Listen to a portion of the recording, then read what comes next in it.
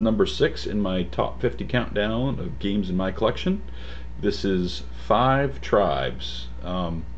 It uses a Mancala mechanic, easier said than done, which is an old game from Africa, I believe. And you may have seen it. It looks like a long board with a bunch of hollowed out indentations where there's marbles in it of varying colors. And essentially what the mechanic is you pick a place on the board, and as you move you will drop off a person, and then wherever you end up you get to take an action. So I'll get more into that in a minute. This is another one that doesn't hit the table enough for me. I love the way it plays out. It's a very thinky game, and there's a lot of different paths to victory. A lot of different ways you can score points. It is a 2 to 4 player game. You could play 5 players with an expansion, which adds a 6th tribe, but that doesn't matter. It adds a little more time. I'd say the regular game's about 90 minutes. Difficulty 4, that 90 minutes is going to be closer to 2 hours the first time you play, because there's really so much going on. I don't even have all the stuff out. I made a smaller board just to explain it. Difficulty 4 out of 5, probably 13 and up age wise. So it's a victory point game. You're trying to get the most money at the end of the game. You can keep your money secret.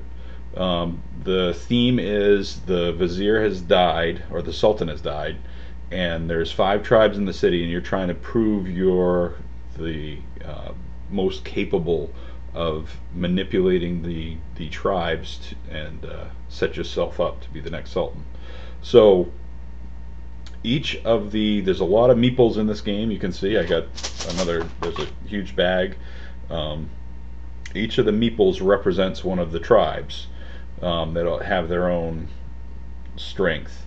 There's also jinns in this game, genies, that each have a special power that you can get multiples to join your cause and to help you out, depending on how your play goes. There's also a whole stack of resource cards, which aren't really resources. They're well, I guess they are resources, because you're trying to get a different set. The more different ones that you have, the higher the return is when you cash them in. So if you have 3 different ones, you get 7 coins, but if you have 9 different ones, you get 60 coins. So that's one path to victory. Each of the tribes, I said, does a different thing. So you go through, and the idea is, so I'm picking up a yellow, a green. Am I on the board? Yeah, I'm picking up 2 yellows and a green and a white. And I want to end, and I'm going to have to go 3 spaces, essentially, dropping off somebody. 1, 2, 3. And the 4th space I'm going to be able to land on, and whatever that meeple color is where I land, I will get to take all the meeples of that color on that space that I land. So I want to look and say, okay, well, I see there's 3 blue here, so could I go 1, 2, no, let's see, yeah, I'll start here with these guys. I'm taking this one that has 2 blue, a green, and a yellow. So I'm going to drop a yellow here because there's not another yellow. I'm going to drop a green here. I'm going to drop a blue here, and then I'm going to drop the blue here, and this is going to be my last spot. So I am going to get these 4.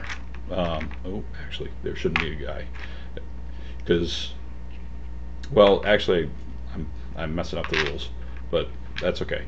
If there's somebody left, I don't claim the space, but I get to take the action of the 5. If there wasn't that little yellow guy there, I would get to take the action, and I would get to claim the space. It would become mine. I'd put one of my little camels down and say, this is my my territory. But again, like I said, there's a lot going on, and it's been a while.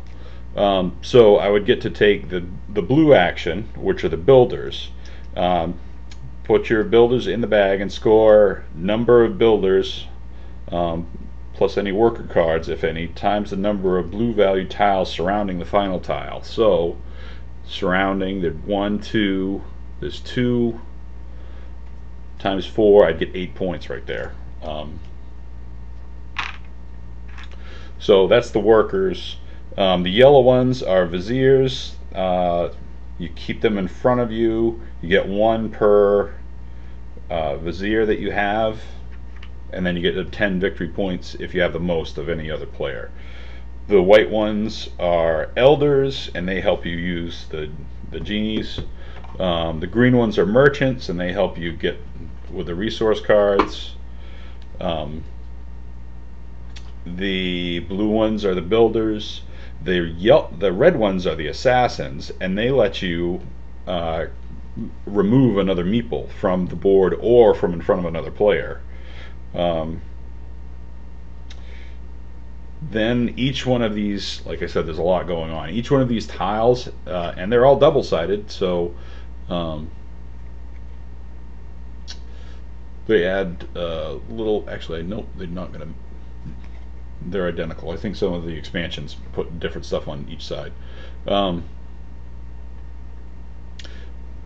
They got a different color in each corner, and that adds to the complexity, but also the strategy. You're thinking, okay, I want to have a bunch of blue, or I want to have the reds areas. You will place an oasis or a village when you clear off some of these tiles. You'll get some resources when you clear off some. You get genies when you clear off some. That'll give you more abilities and more points. The game ends when there's not a legal move, so you couldn't pick up some people and move them to if you couldn't end on a spot where there's somebody else then of a matching color, then the game would end and you would count up your victory or your money essentially. Yep, like I said, there's a lot going on and it's really thinky. Downside to this game is it brings about what the gamers call analysis paralysis, where you're overthinking and you're not sure what to do, or it also brings about you're just about ready to move, and then one of your fellow players will be like they see something and you've got a second guess, and there's some strategy in that too, messing with your opponents. I know others that do that. I try not to. Yeah, so that's 5 tribes. My number 6. I think that's it for tonight, but stay tuned for number 5 for the kids.